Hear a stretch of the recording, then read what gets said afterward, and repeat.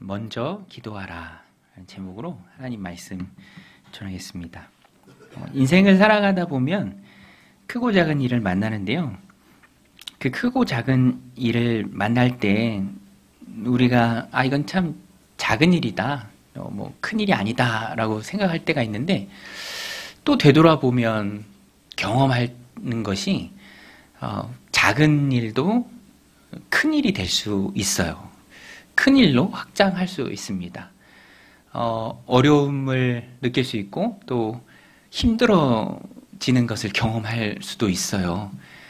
저도 지난주에 어버이 주일이어서 형하고 또 어버이날이었죠. 지난주 어버이날이 있을 때 형하고 이제 어머니가 이쪽으로 오신다고 식사 자리를 제가 마련해야 되는데 좀 안일했던 것 같아. 빨리 예약하지 않고 또 뭐 예약 없이 가는 새로 생긴 큰 음식점도 있더라고요. 물어보니까 12시 전에 오면은 금방금방 빠진대. 제가 안일했죠. 12시 전까지 오세요. 저도 12시 좀 전에 갔더니 사람이 엄청 많더라고요. 대기표를 받았는데 35팀이 앞에 있더라고. 35팀. 작은 일인 줄 알았는데 갑자기 큰일이 돼버렸어요. 평소에 늦으시는 어머니께서 다 왔대. 차 주차하고 있대. 금방 올라가는데 웨이팅이 한 2시간. 너무너무 힘들더라고요. 그 피가 마르고 입이 타고 갑자기 멘붕이 오는데 어떻게 해야 되나. 저희 가족 또 형네 어머니에서 9명인데 굉장히 힘들더라고요. 그 순간이 너무 힘든 거야. 어머니가 괜찮다고는 하시는데 표정은 안 좋아. 너무 힘들어서 참 작은 일이라고 생각했는데 이게 작은 일이 아니라 큰 일이 될 수 있구나. 그런 걸 좀 경험했습니다. 오늘 본문에도 보면 예수님께서 중요한 일을 앞두고 기도하세요. 예수님에게 있어서 중요한 그 일이 무엇입니까? 사람을 세우는 일이죠. 사람을 세우는 일은 참 중요해요. 오늘 우리에게도 있어서 사람을 세우고 선택하고 또 힘있게 앞으로 나아가지 않은 그 일이 참 중요합니다. 예수님도 그 중요한 일을 중요한 일이기에 먼저 하나님께 물으시는 모습을 보여주십니다. 오늘 말씀 12절 13절인데요. 예수님께 배우는 중요한 일, 작은 일도 중요한 일이 될 수 있어요. 우리가 어떻게 해야 되는가. 12절 13절 같이 읽겠습니다. 시작. 이때 예수께서 기도하시러 산으로 가사 밤이 새도록 하나님께 기도하시고 밝음에 그 제자들을 부르사 그 중에서 12를 택하여 사도라 칭하셨으니. 예수님께서 먼저 기도하셨습니다. 밤이 새도록 기도하셨어요. 산으로 가셔서 하나님 앞에 기도하시죠. 먼저 기도하셨습니다. 그 후에 날이 밝을 때 제자군이 있어요. 제자의 그룹이 있습니다. 다 부르시고 그 중에서 보냄받은 자라는 의미죠. 사도를 뽑으십니다. 기도하시고 지시를 받고 사람을 세우셨다. 중요한 일 먼저 기도로 하나님 앞에 나아가라. 우리가 이 부분에서 놓치는 것들이 많이 있어요. 제가를 할 때가 많이 있잖아요. 결정은 다 해놓고 그리고 하나님 앞에 가서 허락만 구하는 게 많이 있습니다. 답정너라고 말하기도 하잖아요. 답은 정해져 있어. 내가 이미 정했어. 너는 동의만 해줘. 대답만 해줘. 근데 하나님 앞에는 그렇게 하면 안 됩니다. 제로베이스에서 중요한 일을 하기에 앞서 먼저 하나님 앞에 지혜를 구해야 합니다.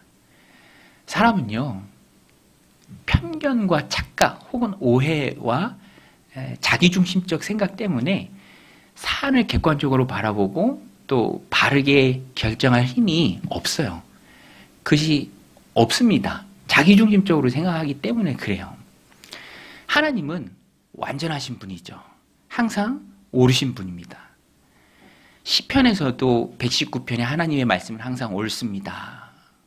그 말씀이 항상 진리입니다. 우리 한 주간 새벽 내내 나눴던 말씀이 그거잖아요. 그래서 하나님 앞에 먼저 기도하는 게 참 중요합니다. 지혜를 구하는 모습이 있어야 합니다. 하나님, 어찌해야 할까요? 물론 양자택일 선택의 문제들이 있습니다. 그것은 A를 선택해도 되고 B를 선택해도 되는 거예요. 그건 중요한 게 아닙니다. 그런데 그조차도 하나님 앞에 기도하려고자 하는 그 모습은 너무너무 귀한 거예요. 그리고 인생에 중요한 일들이 참 많이 있잖아요. 가정에서, 그죠? 또 일터와 직장에서, 생업의 현장에서, 또 공동체에서 사람을 세우고 또 하나님 나라 확장하는 그 일에 헌신하면서 결정하고 선택하고 힘있게 앞으로 나가야 할 일들이 참 많이 있습니다. 그때 하나님 앞에 엎드려 기도해야 한다. 예를 들어 가정에서 자녀들을 양육하는 일도 얼마나 중요합니까? 저는 이게 목회가 너무너무 중요하지만 그보다도 더 중요하게 여기는 것 중에 한 가지가 바로 자녀에게 신앙을 전수하는 일이에요. 자녀들을 믿음의 자녀로 키워내는 것, 내 믿음과 신앙을 전수하는 것, 너무너무 중요하죠. 하나님 앞에 기도해야죠. 지혜를 구해야죠. 힘을 덧입혀 주셔서 하나님 앞에 구해야 합니다. 그때 힘이 있고 또 담대하게 당당하게 하나님 뜻을 구하고 또 뜻을 알아가고 밀고 나아갈 수 있다라는 거예요. 그 중심에 주님께서 기도를 보여주십니다. 예수님의 모범이에요. 기도의 원리입니다. 저도 요새 하나님이 이렇게 주시는 말씀이 이 기도에 대한 말씀이에요. 부족하고 연약함을 느낄 때가 참 많이 있죠. 염려거리가 찾아올 때가 참 많이 있습니다. 그때 기도하라. 그때 마음의 평안함을 얻는 것 같아요. 참 하나님의 은혜가 되는 말씀인데요. 빌립보서 4장 6절, 7절 우리 같이 한번 읽겠습니다. 시작. 아무것도 염려하지 말고 오직 모든 일에 기도와 간구로 너희 구할 것을 감사함으로 하나님께 아뢰라. 그리하면 모든 지각에 뛰어난 하나님의 평강이 그리스도 예수 안에서 너희의 마음과 생각을 지키시리라. 아멘. 여러분 염려거리 있으시죠? 성경은 말합니다. 염려하지 말고 오직 모든 일에 기도와 간구로 너희 구할 것을 감사함으로 하나님께 아뢰라. 그리하면 모든 지각에 뛰어난 하나님의 평강이 그리스도 예수 안에서 너희의 마음과 생각을 지키시리라. 어떠한 말씀이 마음에 좀 다가올 때 입체적으로 막 다가와요. 밤에도 생각나고 낮에도 생각나고 잠자기 전에도 생각나고 그래 염려하지 말자. 하나님께 맡기자. 근데 이 말씀을 이렇게 묵상하다 보면 하나님께서 기도의 자리로 우리를 이끄시기 위해 염려를 조금 허락하실 때가 있는 것 같아요. 염려가 있어야 또 나와서 기도하잖아요. 걱정하는 마음이 있을 때 또 매달리게 되잖아요. 염려거리가 생기면 하나님이 또 기도하라는 사인인가 보다. 기도하시면 됩니다.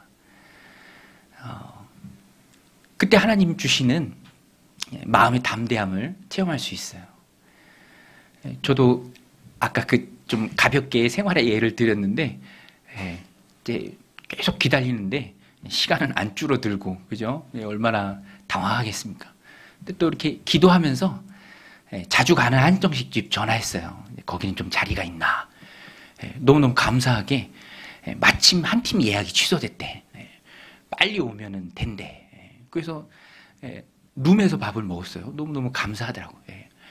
어머니 얼굴이 막 환하게 피고 그렇죠? 막 이야기꽃이 피고 좋다 그러면서 그 시간을 좀 마무리할 수 있었습니다. 모든 일에 기도하라. 아무것도 염려하지 말고 다만 모든 일에 큰 일이든 작은 일이든 작은 일도 큰 일이 될 수 있습니다. 생각지도 못한 일이 크게 될 수도 있어요. 기도해야 합니다. 모든 일에 기도와 간구로 너희 구할 것을 감사함으로 하나님께 아뢰라. 그리하면 모든 지각에 뛰어난 하나님의 평강이 우리의 마음과 생각을 지키신대요. 잠언 4장 12절에도 나오죠. 무릇 지킬 만한 것보다 더 내 마음을 지키라. 생명의 근원이 거기에 달렸다. 근데 제가 보니까 자기가 자기의 마음을 지키는 것도 참 쉽지 않아요. 우리의 마음을 지키는 것은 하나님의 평강입니다. 하나님의 평강이 그리스도 예수 안에서 우리의 마음과 생각을 지켜요. 그리고 그 중심에 기도가 있습니다. 염려가 아니라 기도가 있어요. 그리고 우리는 하나님 앞에 늘 기도해야 합니다. 그리고요, 우리가 생각할 때는 염려밖에 있을 수가 없어요.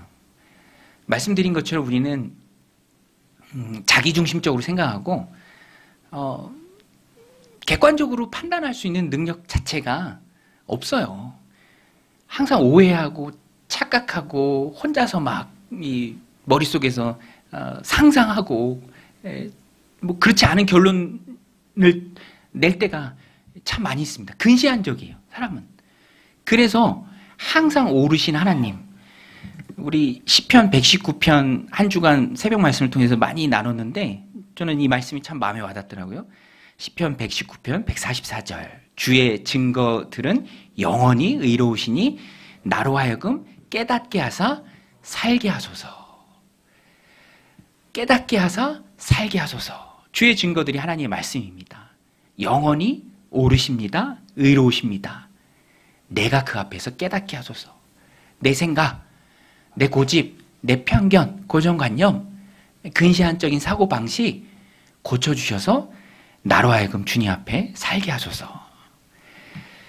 우리가 기도해야 합니다.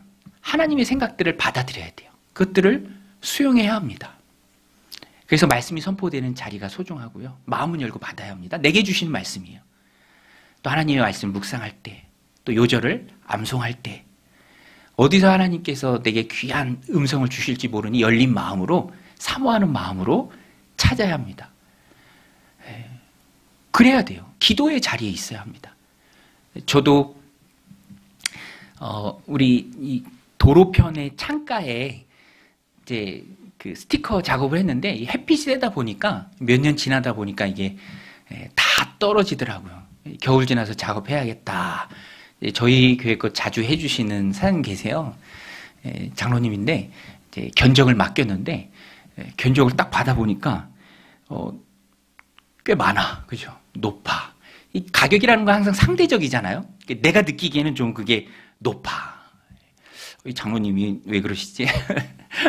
그런 생각에 고민하다 전화를 드려서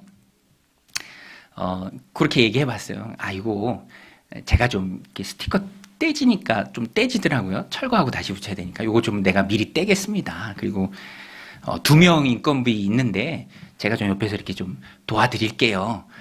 인건비 한 명만 하면 어떨까요? 이렇게 좀 내고를 했죠. 내고를. 그런데 이게 하나님의 그런 기도하는 가운데 이렇게 묻고 대화하는 중에 또 하나님의 말씀을 어떤 사람을 통해서 들려줄 때가 있어요. 이분이 그렇게 얘기하더라고요. 뭐라고 얘기하냐면 뭐 그런 경험이 참 많았겠죠. 이분이 교회 일들 하면서 그런 경험이 많았겠죠. 그러면서 저한테 하는 말이 목사님 그게 1층이라면 내가 목사님한테 그렇게 하시라라고 권해드리는데 난간이 없는 3층이거든요. 그거 떼다가 이렇게 떼다가 뚝 끊어서 다치는 경우가 있대요. 목사님 그래서 다치면 성도들이 더 마음 아파할 겁니다. 그 좀 아끼겠다고 그렇게 하면은 여러분 저 다치면 아파할 거잖아요, 그죠? 마음 아파하실 거잖아요. 마음 아파하면서 그거 맡기지 왜 그걸 또 하다가 그렇게 다치냐고 그럴 수도 있다. 그 얘기를 하는데 이게 마음에 막 와닿더라고요. 그래, 내가 너무 근시한 쪽으로 생각했구나. 그리고 그 가격도 이분은 목숨 걸고 하는 거잖아요, 그죠? 다친다고 병원비 요구할 거 아니거든. 거기에 포함된 가격이니까 높은 가격이 아니다. 사람은요, 근시안적으로 보고 판단하고 행동할 때가 참 많아요. 예수님조차도 제자를 정하는 너무너무 중요한 일이죠. 자신이 지상에 머무를 날이 얼마 남지 않았을 때 예수님 자신의 사역을 이어받아 할 사도들을 정하는 일 얼마나 중요합니까? 그 일을 앞두고 산으로 가셨어요. 하나님 앞에 밤새도록 집중해서 먼저 기도하셨습니다. 예수님도 하물며 오늘 우리는 얼마나 하나님 앞에 기도하면서 우리의 왜곡된 시각을 바로잡아야 할까요? 얼마나 기도하면서 하나님의 뜻을 구해야 하겠습니까? 내가 먼저 구하는 것이 아니라 하나님 앞에 나아가서 먼저 집중해서 기도해야 한다라는 것입니다. 모든 염려를 맡기고 모든 것으로 항상 옳게 응답하시는 그 하나님의 지혜를 구해야죠. 그래서 기도는 집중적으로 해야 될 필요가 있어요. 집중적으로. 우리 세겹줄 기도회를 하는 이유도 그거예요. 우선순위를 일단 기도에 두고 어려움 만나는 일이 참 많아요. 우리가 주일날 이렇게 웃으면서 만나니까 그렇지 깊숙이 삶으로 들어가 보면은 당면한 어려운 과제, 극복해야 될, 또 넘어야 될 그런 산들, 온 세계가 그렇잖아요. 온 세계가 그렇습니다. 우리나라도 그렇고 여러 가지로 혼란스러운 일들이 참 많아요. 그래서 우리는 더 하나님 앞에 집중적으로 해야 합니다. 집중적으로 한다는 것은 먼저 한다는 것이고요. 먼저 한다는 것은 우선순위를 하나님 앞에 머무는 그 시간에 둔다라는 거예요. 예수님도 그래서 먼저 산으로 가셨어요. 집중해서 밤이 새도록 기도하셨습니다. 그리고 날이 밝아서 제자들을 다 모으고 12명의 사도를 뽑으신 거예요. 그래서 집중적으로 하나님 앞에 지혜를 구하며 기도하는 그 시간이 아무리 오랜 시간이라 할지라도 절대로 시간 낭비가 아니다. 여러분, 기도는 시간 낭비가 아닌 줄로 믿습니다. 오늘 메시지는 너무 분명해요. 기도하라. 노력한 대로 다 되는 거 아니잖아요. 열심히 학생들 공부한다고 거기에 맞게 성적이 다 나오는 게 아니에요. 제 또래 혹은 조금 더 많거나 그러면 아빠들도 이렇게 모여서 얘기하면은 옛날보다 대학 들어가기가 더 어려워진 것 같아. 그런 얘기들 막 하더라고요. 뭐 학령 인구가 줄어서 쉬운 게 아니라 그것과 상관없이 더 어려운 그런 점도 있어요.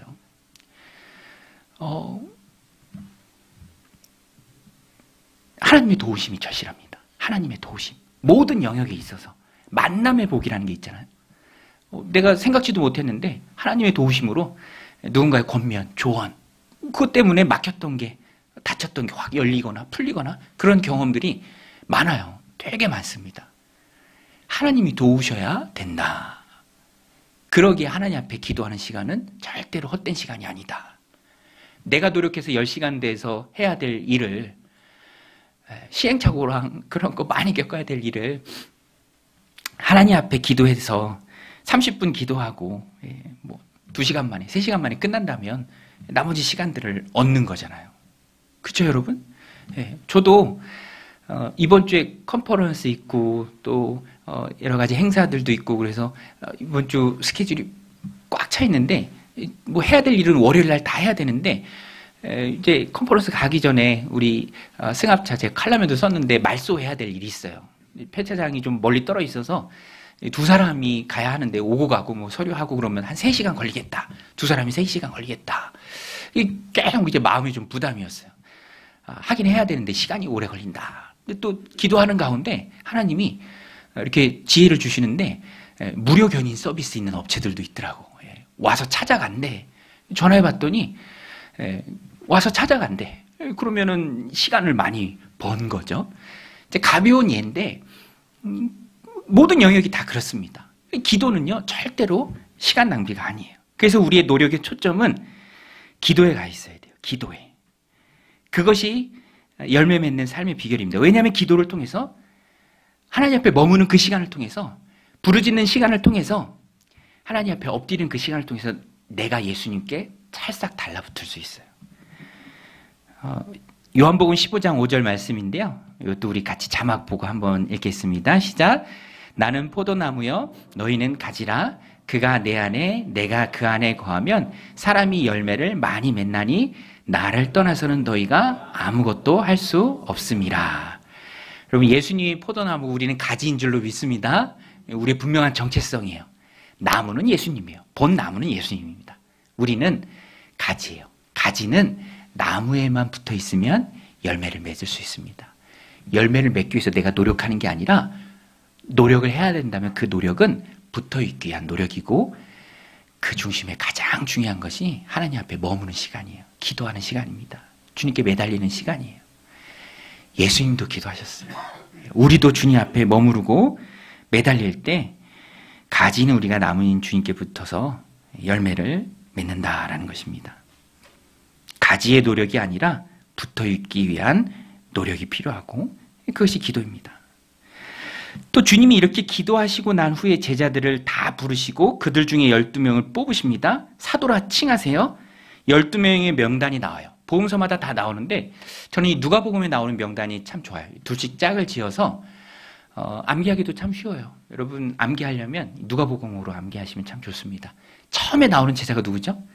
어디서나 처음에 나오는 제자는 다 똑같아요. 처음에 나오는 제자가 베드로, 형제 안드레, 야고보, 요한, 빌립과 바돌로메 이러면서 쭉 나와요. 12명이 나옵니다. 예수님의 제자 12명. 예수님이 기도하고 뽑은 사람들이에요. 기도하고 뽑은 사람들. 완전한 하나님의 뜻을 이루어짐에 뽑은 12명의 사람들. 주님이 부른 사람들이죠. 그런데 이들을 뽑은 이유가 우리가 잘 알지만 그들의 제자들의 면면을 보면 뽑힐만 해서 뽑힌 건 아니에요. 이유가 이들에게 있지는 않습니다. 뭐 리더십이 뛰어나고 또 믿음이 출중하고 재능과 능력이 많기 때문에 주님이 선택한 것은 아닙니다. 사도들의 면면을 보면 알 수 있어요. 그러나 분명한 것은 하나님이 선택하신 자들이다. 하나님의 뜻에 의해 선택된 사람들이다라는 거예요. 여러분 오늘 우리도 주님께서 선택한 사람들인 줄로 믿습니다. 주님이 우리를 뽑아주셨어요. 불러주셨어요. 선택해 주셨습니다. 자녀 삼아 주셨어요. 이유가 우리에게 있는 게 아니고 이건 무조건적 하나님의 은혜예요. 너무 감사하죠. 그런데 예수님이 이렇게 뽑아준 사람, 우리도 마찬가지죠.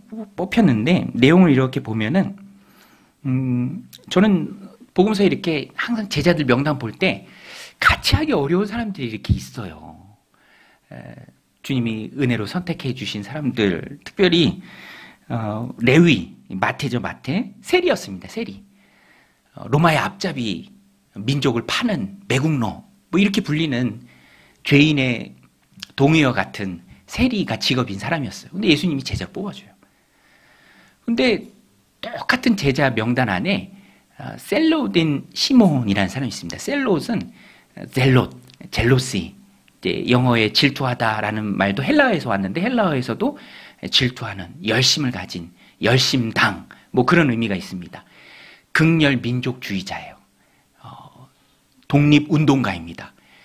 열혈 민족주의자예요. 뭐 역사에 보면은 이 안에 칼을 품고 다닐 정도로, 그러니까 물과 기름이죠. 세리와는. 그런데 예수님 제자 안에 이 명단이 있는 거예요.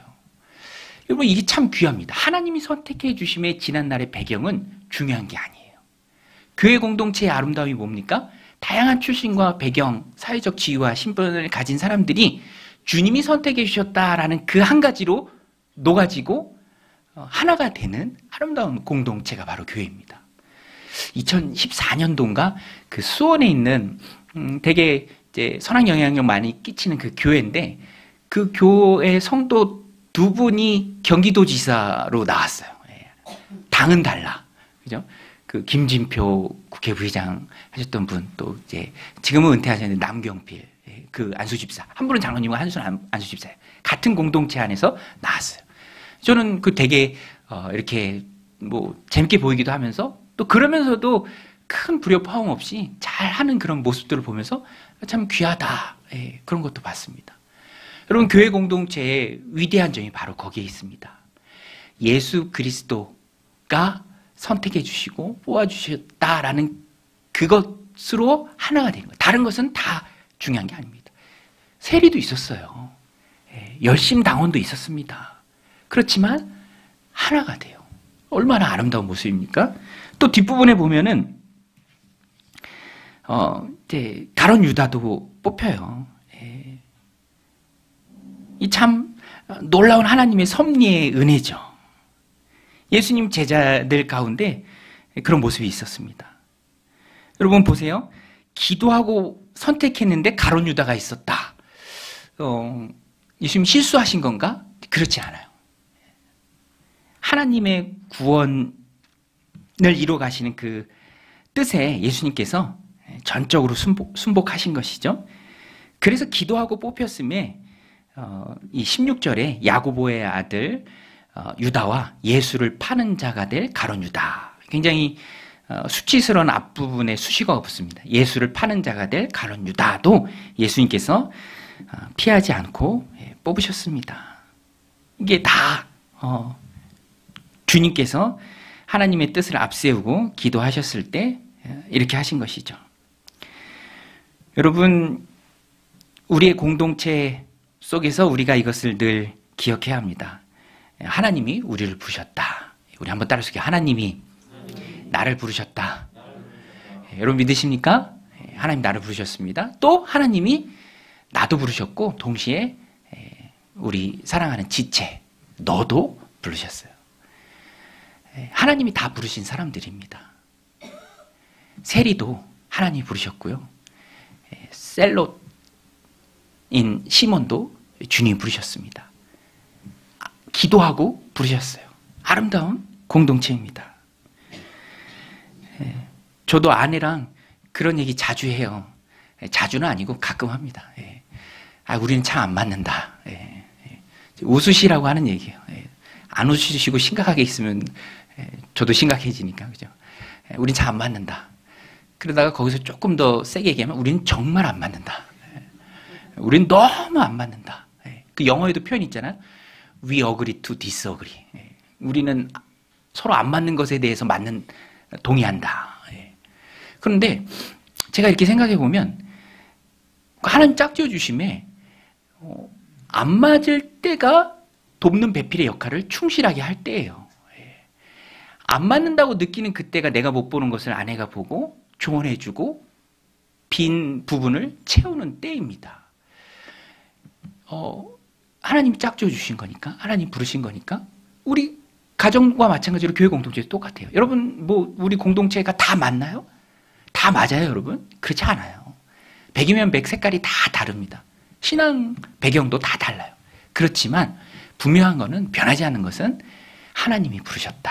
하나님이 부르셨다. 우리 11장 29절인데요. 로마서 11장 29절 우리 같이 한번 읽겠습니다. 시작. 하나님의 은사와 부르심에는 후회하심이 없느니라. 하나님의 은사 또 그 부르심에는 후회하심이 없어요. 후회하심이 없는 하나님의 부르심으로 세워진 공동체가 바로 가정 또 교회입니다. 아름다운 공동체예요. 하나님이 불러주셨다는 그 목적 하나면 나머지는 다 극복할 수 있어요. 극복해야 합니다. 하나가 되어야 돼요. 정치적 견해, 사회적 신분이나 배경, 또 살아온 생활, 가치관 다 교회 안에서 하나가 됩니다. 하나님이 부르셨기에. 나의 부르심에 후회하심이 없는 것처럼 우리를 부르신, 다른 사람을 부르신 하나님의 부르심에도 후회하심이 없습니다. 다름을 인정하고 하나가 되어야 합니다. 부르심의 공동체가 바로 아름다운 이름 교회입니다. 우리가 교회죠. 오늘도 이 말씀 마음에 새기고 하나님 주신 삶을 살아갈 때 먼저 하나님 앞에 엎드려 기도하는 것, 그리고 그 기도를 통해 완성된 제자들의 모습을 보면서 부르신 우리도 주님 안에 하나가 되는 저러분들이 다 되시기를 주님의 이름으로 간절히 축원드립니다.